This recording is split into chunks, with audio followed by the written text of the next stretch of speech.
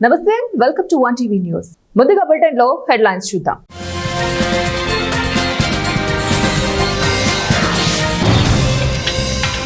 తగ్గే ఆదాయాన్ని కేంద్రమే భరించాలి, సీఎం రేవంత్ రెడ్డి.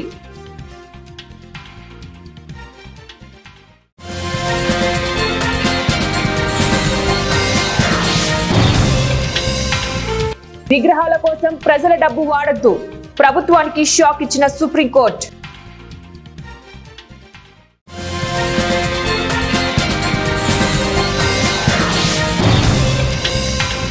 కార్ల షోరూంలు కలకల, జీఎస్టీ తగ్గడంతో పోటెత్తిన కస్టమర్లు. జీఎస్టీ సంస్కరణల పేరిట కేంద్ర ప్రభుత్వం తీసుకున్న నిర్ణయంతో రాష్ట్రానికి ఏటా 7,000 కోట్ల రూపాయల దాకా ఆదాయం తగ్గనుందని ముఖ్యమంత్రి రేవంత్ రెడ్డి తెలిపారు. దీనిని సర్దుబాటు చేయవలసిన బాధ్యత కేంద్రంపైనే ఉందన్నారు. జీఎస్టీని ప్రవేశపెట్టిన సమయంలో 14% ఆదాయం తొలి 5 ఏళ్లలో రాకపోతే ఆ అంతరాన్ని తగ్గించే బాధ్యతను కేంద్ర ప్రభుత్వం తీసుకుందని గుర్తు చేశారు. రాష్ట్రానికి వచ్చే ఆదాయం ఆధారంగా మేం ప్రణాళికలు వేసుకున్నాం, కానీ కేంద్రం ఉండఫలంగా ఒక నిర్ణయం తీసుకుంది. మేం ప్రకటన చేస్తాం, నిర్ణయాలు తీసుకుంటాం. మీ చావు మీరు చావండని ప్రధానమంత్రి మోదీ అనుకున్నా, ఇంకెవరు అనుకున్నా మంచిది కాదు. దానివల్ల ఈ రాష్ట్రానికి నష్టం జరుగుతుంది. జీఎస్టీ సంస్కరణలతో రానున్న 5 ఏళ్లలో తగ్గే ఆదాయాన్ని వయబిలిటీ గ్యాప్ పెండింగ్ తో కేంద్రమే భర్తీ చేయాలని రేవంత్ రెడ్డి అన్నారు. తమిళనాడులో అధికారంలో ఉన్న డిఎంకే ప్రభుత్వానికి భారత అత్యున్నత న్యాయస్థానం షాక్ ఇచ్చింది. ప్రభుత్వ ప్రతిపాదనను సుప్రీంకోర్టు తోసిపుచ్చింది. విగ్రహాల ఏర్పాటు కోసం ప్రజల సొమ్ము వాడొద్దని ఆదేశించింది. మాజీ నాయకులను కీర్తించడం కోసం ప్రజాధనాన్ని ఎందుకు వాడుతున్నారు, ఎందుకు అనుమతి లేదని సుప్రీంకోర్టు న్యాయమూర్తులు జస్టిస్ విక్రమ్నాథ్, ప్రశాంత్ కుమార్ మిశ్రా స్పష్టం చేశారు. వాహనాలపై జీఎస్టీ తగ్గింపు సోమవారం నుంచి అమల్లోకి రావడంతో కార్ల షోరూంలు కొత్త కలను సంతరించుకున్నాయి. నవరాత్రుల తొలి రోజున తమ కార్ల రిటైల్ విక్రయాలు 25,000 నుంచి 30,000 మించొచ్చని విదేశీ కార్ల తయారీ దిగ్గజం మారుతి సుజుకి ఇండియా తెలిపింది. కస్టమర్ల తాకిడితో షోరూంలు అర్ధరాత్రి వరకు తెరిచి ఉండాల్సి వచ్చిందని Maruti Suzuki senior executive officer marketing and sales Partho Banerjee తెలిపారు. కంపెనీ డీలర్షిప్లకు ఒకే రోజు 80,000 కస్టమర్లకు ఎంక్వైరీకి వచ్చాయన్నారు. జీఎస్టీ తగ్గుదలతో చిన్న కార్ల బుకింగ్స్ 50% పెరిగాయన్నారు. కొన్ని మోడళ్లు వేరియంట్లకు అధిక గిరాకీ నెలకొనడంతో నిల్వలు నిండుకొచ్చాయన్నారు. విక్రయాల పరంగా కంపెనీకి ఇదే అత్యుత్తమ రోజని బెనర్జీ పేర్కొన్నారు. శ్రీశైలం మహాక్షేత్రంలో శ్రీదేవి శరన్నవరాత్రి దసరా మహోత్సవాలు వైభవంగా ప్రారంభమయ్యాయి. మొదటి రోజు బ్రహ్మరాంబికాదేవి శైలపుత్రి అలంకారంలో భక్తులకు దర్శనమిచ్చారు. ముందుగా అమ్మవారి ఆలయ ప్రాంగణంలో ఏర్పాటు చేసిన ప్రత్యేక వేదికపై శైలపుత్రి అలంకారంలో ఉన్న అమ్మవారికి పలు రకాల పూలు, బిల్వదళాలతో శాస్త్రోక్తంగా అర్చకులు, వేద పండితులు వేద మంత్రాలతో, మంగళ వాయిద్యాల నడుమ సుగంధ ద్రవ్యాలతో, ధూపదీప నైవేద్యాలతో పూజించి మంగళహారతులు ఇచ్చారు. శ్రీ బ్రహ్మరాంబికాదేవి శైలపుత్రి అలంకారంలో, అలాగే మల్లికార్జున స్వామి అమ్మవారు భృంగి వాహనంపై ఆశీనులను చేసి ప్రత్యేక పూజలు నిర్వహించి కర్పూర హారతులు ఇచ్చారు.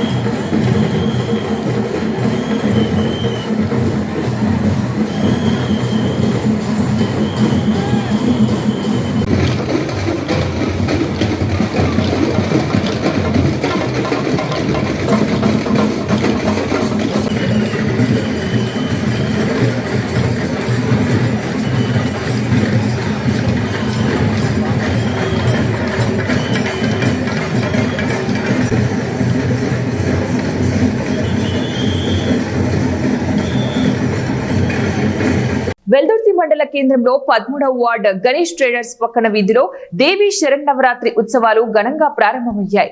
9 రోజుల పాటు నిర్వహించే నవరాత్రి ఉత్సవాలలో భాగంగా సోమవారం గణేష్ దుర్గా యూత్ ఆధ్వర్యంలో దుర్గామాత ప్రతిష్ఠ కార్యక్రమాన్ని నిర్వహించారు.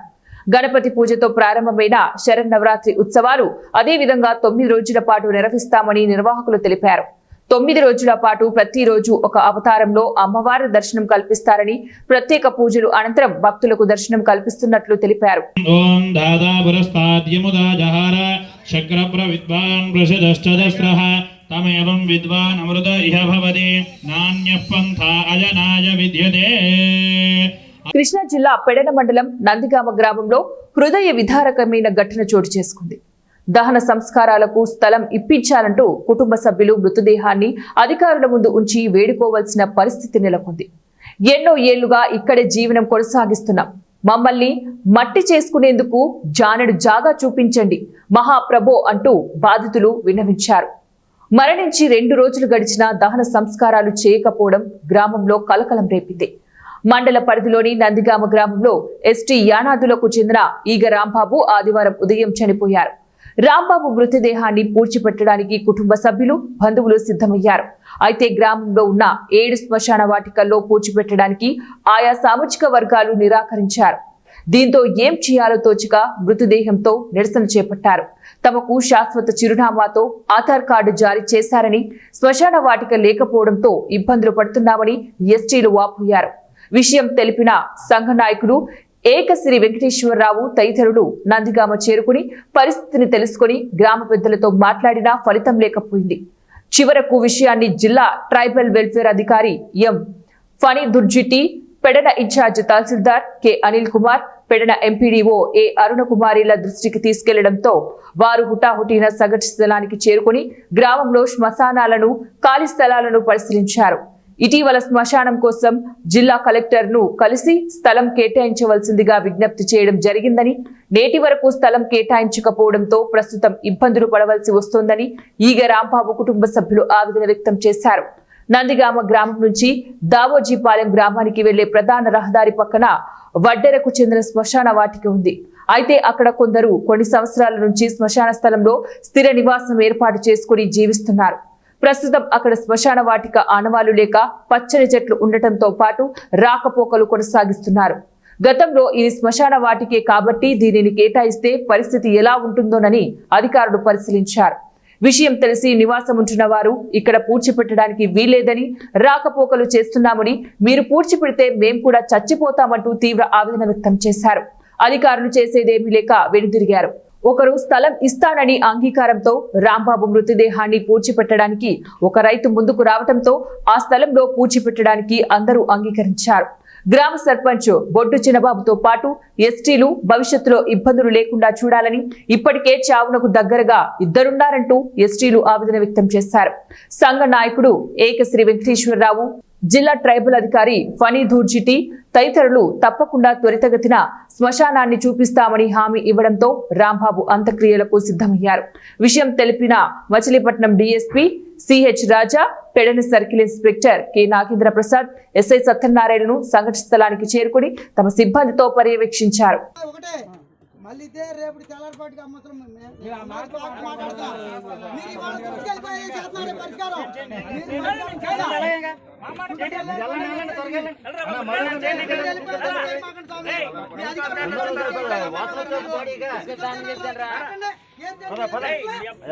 అందరూ వచ్చారు.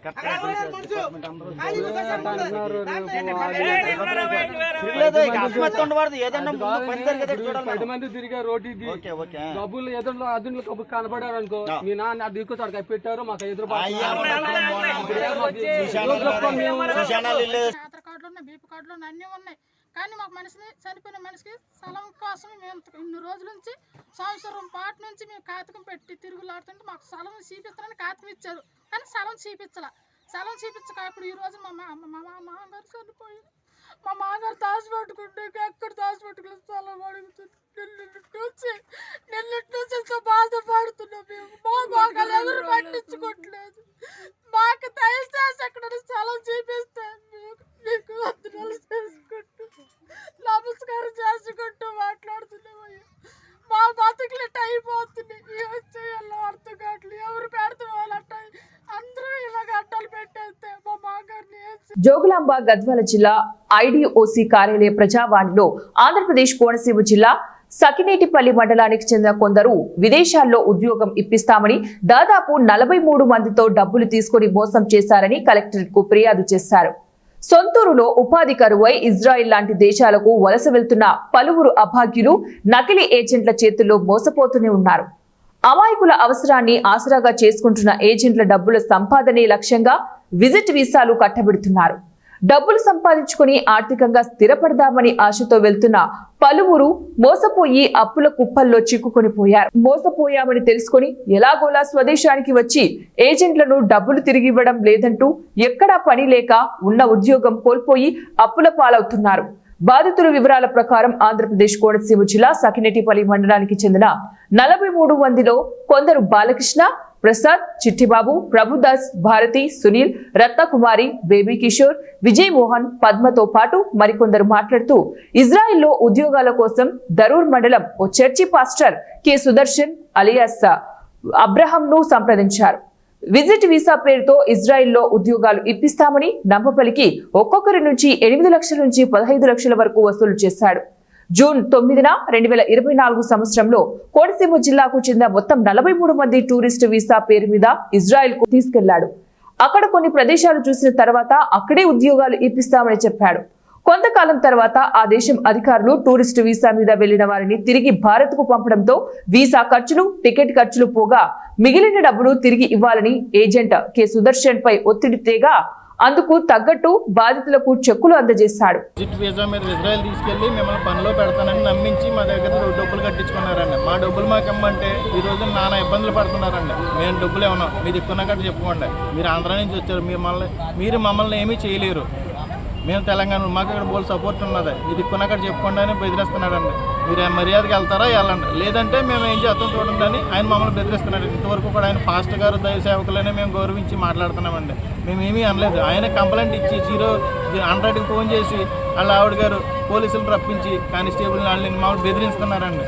మాకు ఎట్టి పరిస్థితుల్లో మా డబ్బులు వచ్చేంతవరకు కూడా మేము మా ప్రాణాలైనా వదిలేస్తామండి. ఇక్కడ మా డబ్బులు వచ్చేంతవరకు మేము పోరాడతామండి. మా డబ్బులు కావాలండి. మా డబ్బులు ఇస్తే తక్షణం వెళ్ళిపోతామండి. మేము 10 మందిని మేము తినకు అలా కొడుపు కాల్చుకుని అలా పడుకుంటున్నామండి. అయినా కానీ మా మీద దౌర్జన్యం చేస్తున్నారండి. దయతో మరి సీఎం గారు, మరి రేవంత్ రెడ్డి గారు కానీ దయచేసి పెట్టారు.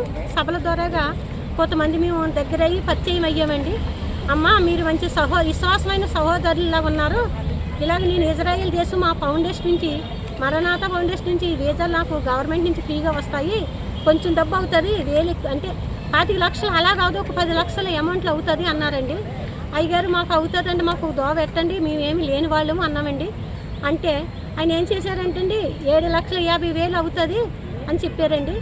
అందులోని 2,50,000 టూర్కి తీసేస్తాము, కానీ 5 లక్షలు కూడా మీకు అక్కడ జాబ్ ఇప్పిస్తాము, పన్నులో పెడితేనే 5 లక్షలు తీసుకుంటాము. ఒకవేళ ఎట్టి పరిస్థితుల్లోనే అక్కడ పరిస్థితి మనకు బాగోకపోతే వాపస్ వచ్చేస్తే, కానీ 5 లక్షలు హైదరాబాద్ ఎయిర్పోర్ట్లో మీ అమౌంట్ మీకు ఇచ్చేస్తాను అన్నారండి. అంటే ఇది బాగుంది కదా, వెళ్తే ఏదో బిడ్డలు పెంచుకుందాము, భర్తలు పోషించుకుందాము అన్నట్టుగా మేము ఆస్తోని బ్రదర్స్ సిస్టర్స్ అందరూ ఆంధ్ర వాళ్ళమేనండి. అందరము కూడా 43 మంది అమౌంట్ అండి, అంటే కోట్లలో ఉందన్నమాట అండి డబ్బు. ఒక్క మనిషికి వచ్చి 7,50,000 అండి. ఇంకా చిల్లరు హైదరాబాద్లో ఇంకా తీసుకున్నారనుకోండి డాలర్స్, అవి కాకుండా అని అందరం ఇచ్చామండి. అందరూ ఇచ్చిన తర్వాత వీసాలు వచ్చినాయి అమ్మ అన్నారు, వెళ్ళామండి. జోర్దానికి మాత్రమే తీసుకెళ్ళారు. ఇంకా మాకు టూర్ అంటే ఏమి చూపించలేదండి. అక్కడ చిన్న చిన్న ప్లేస్ చూపించారు. ఇక్కడ బాంబులు వేసేసిన, ఇక్కడ పరిస్థితి బాగాలేదు, వాపస్ వెళ్ళిపోవాలమ్మా అన్నారు. అదేంటండి ఇంత డబ్బు ఇచ్చామంటే, లేదు మీరు భయపడవలసిన అవసరం లేదు, ఈ 5 లక్షలు సేఫ్గా బ్యాంకులో ఉన్నాయి, ఈ 2,50,000 ఖర్చు మీకు ఎయిర్పోర్ట్లో ఇచ్చేస్తాను అన్నారండి. ఓకే అలాగే కాదని మేము హైదరాబాద్ ఎయిర్పోర్ట్కి మా 40 మంది సిస్టర్స్ బ్రదర్స్ అందరం వచ్చేసామండి వాపసు. అందరికి వచ్చిన తర్వాత ఎయిర్పోర్ట్లో ఇస్తానన్నారు కదా అయ్యగారంటే, ఆయన ఒకటండి చెక్కులు అట్టుకుండి వచ్చి చెక్కులు చూపించారండి. అదేంటి అయ్యగారు చెక్కులు చూపిస్తున్నారు, క్యాష్ ఏది, మా క్యాష్ సేఫ్ జోన్లో ఉన్నదన్నారు. మా క్యాష్ ఏదని అడిగితే, ఇంత క్యాష్ నేను ఒక్కసారి డ్రా చేయాలంటే కష్టం కదమ్మా, 1 నెల పోయిన తర్వాత మీ క్యాష్ అందరికీ బ్యాంకులు వేసేస్తాను, మీ బ్యాంక్ నెంబర్లో ఇవి చెప్పండి అని అంటే అందరికీ మొత్తం 43 కూడా చెక్కులు ఇచ్చారండి. వెళ్ళిపోయాం. ఇప్పుడు 1 ఇయర్ అయ్యి 4 నెలలండి. ఇప్పుడు మట్టికి ఒక్క రూపాయి ఇవ్వలేదండి. ఇది ఈ వార్తలు మొత్తం ప్రపంచం మాలాంటి వాళ్ళు ఎవ్వరు మోసపోకూడదు. దయచేసి ఏ పాస్టర్లో ఏ పాస్టర్లను తీసుకెళ్తారని మీకు 2 చేతులతో దండం పెడుతున్నా. ఎవ్వరు మోసపోవద్దు. మాలాంటి గతి మీకు రాకూడదు. ఈ వార్తలు విని ప్రధానమంత్రి గారు మోదీ గారు బిఆర్ అంబేద్కర్ కోనసీమ జిల్లా అమలాపురంలో ఓజీ సినిమా టికెట్ 60,000కు విక్రయిస్తున్నారు. అమలాపురం లలిత థియేటర్ వద్ద పవర్ స్టార్ పవన్ కళ్యాణ్ నటించిన ఓజీ సినిమా తొలి టికెట్ వేలంపాటలో పాల్గొని ఆ టికెట్ ను బెండ మూర్లంక గ్రామానికి చెందిన గుర్రం కృష్ణ ఫ్రెండ్స్ 60,000 రూపాయలకు గెలుచుకున్నారు. ఆయనకు పోటీగా బీజేపీ నాయకులు మోకా వెంకట సుబ్బారావు 59,000 వరకు వెళ్లారు. అయితే టైం లిమిట్ పెట్టడం వల్లే 60,000 రూపాయల వద్ద వేలంపాట ముగిసింది. ఎవరైనా పాడాలంటే పాడుకోవచ్చు. 5,000 మోటూరు కిరణ్ 5,000 ఎవరి పేరు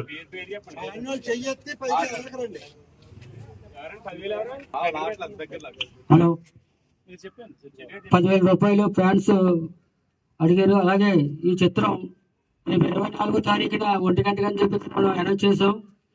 అలాగే తెలంగాణలో కూడా 9 గంటలకు అన్నారు. దానికోసం మేము మినిస్టర్ గారితో మాట్లాడాం. మన రాష్ట్రంలో కూడా సాయంత్రం 20వ తారీఖు 9 గంటలకు వేయమని చెప్పేసి కోరాం. ఒకవేళ అయితే 9 గంటలకు జరుగుతుంది, లేకపోతే 1 గంటకే. ఎందుకంటే అది కూడా మెసేజ్ మీ అందరికీ ఫార్వర్డ్ చేస్తాం. ఈ టికెట్ 10,000 రూపాయలు మన పవన్ కళ్యాణ్ అభిమానులు గారు పాడారు. ఒకటేసారి 10,000 రూపాయలు.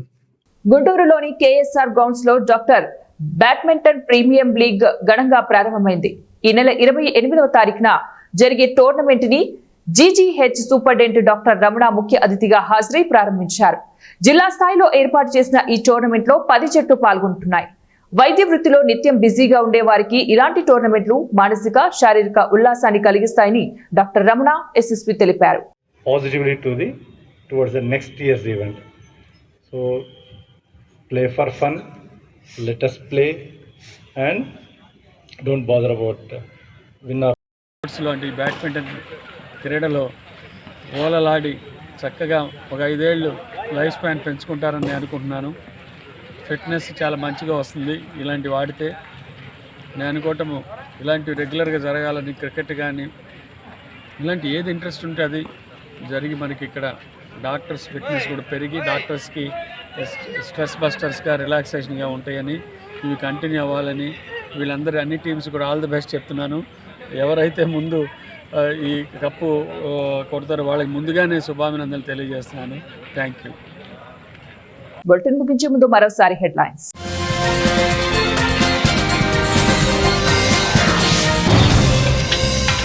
తగ్గే ఆదాయాన్ని కేంద్రమే భరించాలి, సీఎం రేవంత్ రెడ్డి.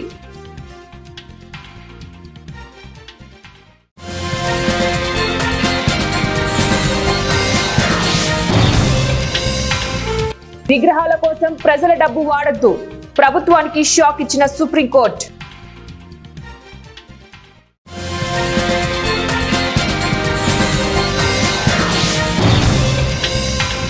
కార్ల షోరూంలు కలకల, జీఎస్టీ తగ్గడంతో పోటెత్తిన కస్టమర్లు.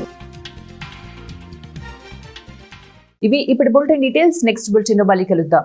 Until then, keep watching ONTV News.